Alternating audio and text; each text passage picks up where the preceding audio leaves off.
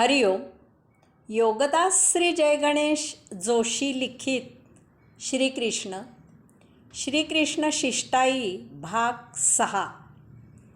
श्रीकृष्णाचे ते हितोपकारक बोल ऐकून दुःशासन दुर्योधनाला म्हणाला की राजा दुर्योधना, हे सर्व तुला, मला, कर्णाला आणि शकुनी मामाला बांधून पांडवांच्या हवाली करतील असा हा सर्व येथे बेत दिसत आहे. ते ऐकताच दुर्योधन एखाद्या नागासारखे फुत्कार टाकू लागला. तो क्रोधित झाला आणि सभेतील सर्वांचा उपमर्द करून त्या सभेमधून बाहेर निघून गेला. त्याच्या पाठोपाठ त्याचे बंधू आणि त्याला सहाय्य करणारे राजेही सभेमधून बाहेर निघून गेले. अशा प्रकारे राजशिष्टाचार धुडकावून दुर्योधनाला सभेमधून बाहेर गेलेला पाहून भीष्माने त्याचे हे वागणे अयोग्य आहे आणि लवकरच हे कौरवांच्या विनाशाला कारणीभूत होईल असे सभेला सांगितले.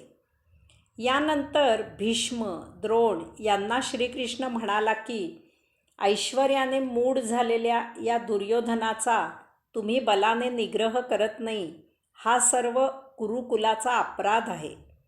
या प्रसंगी जे उचित आहे, जे सर्वांच्या कल्याणाचे आहे, तेच तुम्ही करावे असे मला वाटते. माझा मामा कंस याने त्याच्या पित्याला उग्रसेनला बंदिवान केले आणि तो दुष्ट स्वतःच्या भोगलोलुपतेसाठी प्रजेचा छळ करू लागला.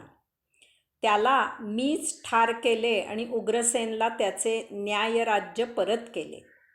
यामुळे सर्व प्रजा सुखी झाली.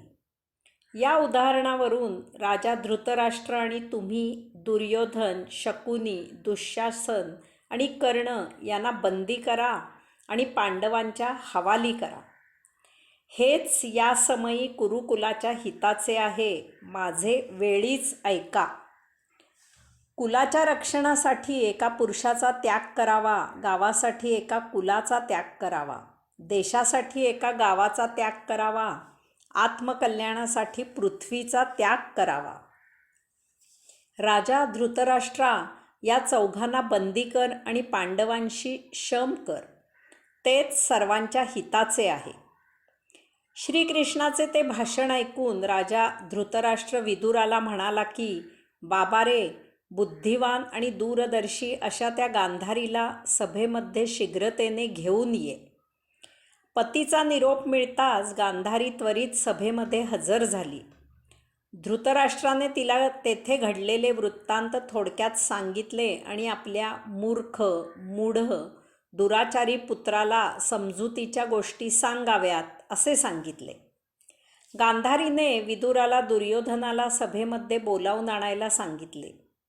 दुर्योधन येईपर्यंत गांधारीने धृतराष्ट्रालाही खडे बोल सुनावले की हा आपला पुत्र तुमच्याच लाडाने बिघडला आणि आता हाताबाहेर गेला आहे. दुर्योधन सभेमध्ये आल्यावर गांधारीने त्याची चांगलीच कान उघडणी केली. त्याला अनेक प्रकारे पूर्व संदर्भ देऊन भीष्म, द्रोण, कृप, विदुर जे सांगत आहेत त्याप्रमाणे कर आणि श्रीकृष्णाला शरण जा असे सांगितले. यायोगे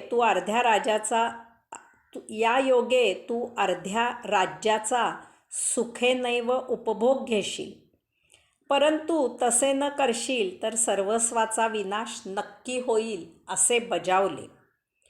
परंतु मातेच्या हितोपदेशाकडे साफ दुर्लक्ष करून सापाप्रमाणे फुत्कार टाकत दुर्योधन पुन्हा सभेमधून बाहेर निघून गेला. तेथे त्याने शकुनी, दुःशासन, कर्ण यांच्याशी खलबत केले आणि श्रीकृष्णाला पकडून बंदी करण्याचा बेत त्या सर्वांनी पक्का केला. त्यांचा हा बेत ऐकून येथे असलेल्या सात्यकीने सैन्याला सज्ज राहण्यास सांगितले आणि तो श्रीकृष्णाला हे वर्तमान सांगण्यासाठी सभेमध्ये गेला. सभेमध्ये गेल्यावर श्रीकृष्णाला सात्यकीने बाहेर जे घडले ते सांगितले. ते ऐकून विदुराने धृतराष्ट्राला हा वृत्तांत कथन केला आणि त्याच्या पुत्रांचा काळ भरत आल्याची धोक्याची घंटा वाजविली. त्यावर श्रीकृष्ण धृतराष्ट्राला म्हणाला, राजा, तुझ्या पुत्रांना मला पकडण्याची तू अनुमती दे. त्यांनी तसे केल्यास आजच मी युधिष्ठिराचे कार्य पूर्ण करतो आणि आत्ता तुम्हा सर्वांच्या देखत त्यांना बंदी करून पांडवांच्या हवाली करतो.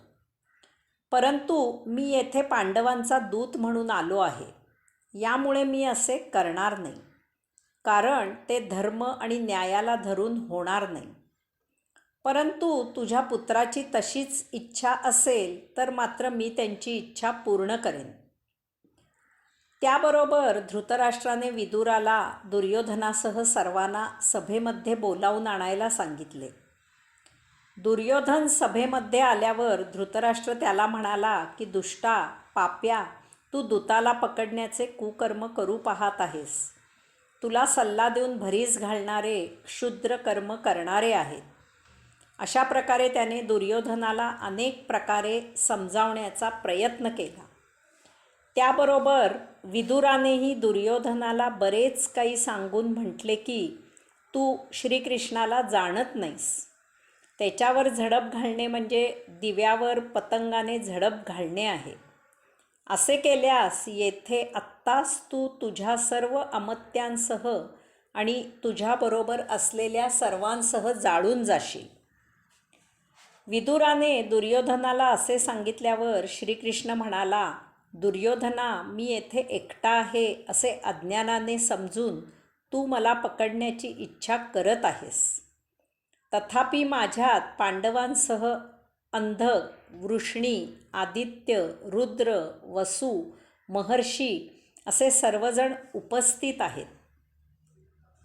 असे म्हणून श्रीकृष्ण हास्य करू लागला आणि श्रीकृष्णाचे जागी भगवंत श्री योगेश्वर पुरुषोत्तम प्रगट झाले. त्यांच्या अंगामधून महातेजस्वी, ओजस्वी, विद्युतरूपी ठिणग्या उडू लागल्या आणि त्यामधून देव बाहेर आले. त्यांच्या ललाटावर ब्रह्मा, वक्षस्थळावर रुद्र, बाहूंवर लोकपाल प्रगट झाले. त्यांच्या मुखामधून अग्नीच्या ज्वाळा बाहेर येऊ लागल्या आणि त्यामधून 12 आदित्य, अष्टवसु, अश्विनी कुमार, इंद्र, मरुद्गण, विश्वदेव, यक्ष, गंधर्व, राक्षस प्रगट झाले. उजव्या बाहूवर अर्जुन आणि डाव्या बाहूवर हलधर बलराम प्रगट झाला.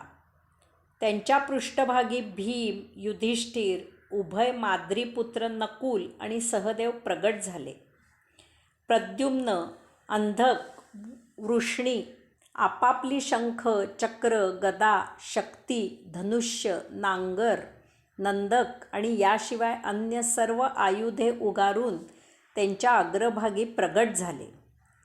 त्यांचे डोळे, नाक, कान आणि देह यामधून अत्यंत भयंकर अशा धूमयुक्त अग्निज्वाळा प्रगट झाल्या.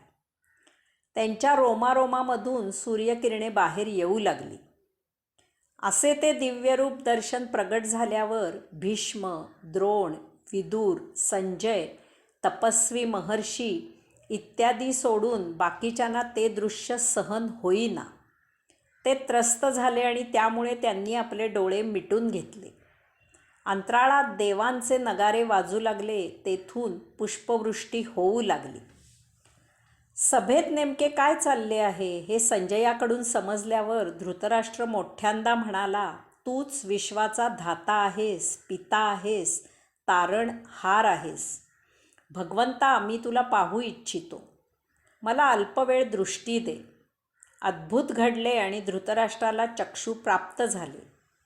हे सर्व पाहून सर्व राजे आश्चर्यचकित झाले. अल्पावधीतच समुद्र खवळले आणि त्यामधून आकाशाला भिडणाऱ्या लाटा उसळू लागल्या. पृथ्वी थरारली. धृतराष्ट्राची दृष्टी फार काळ ते सहन करू शकली नाही. ती पूर्ववत मिटली. पुरुषोत्तम योगेश्वर भगवंतश्रींनी ते दिव्य रूप आवरले आणि तेथे पुन्हा श्रीकृष्ण प्रगट झाला. सर्वांचा यथायोग्य निरोप घेऊन सात्यकीचा हात धरून श्रीकृष्ण सभेमधून बाहेर पडला. त्यापाठोपाठ भगवान परशुरामासह सर्व ऋषी अंतर्धान झाले. श्रीकृष्णापाठोपाठ धृतराष्ट्र, भीष्म, द्रोण, कृप, विदुर, संजयादी सर्वजण बाहेर आले. धृतराष्ट्र श्रीकृष्णाला म्हणाला, जनार्दना, माझी माझ्या पुत्रांवर किती सत्ता चालते ते आत्ता तू प्रत्यक्ष पाहिलेच आहेस.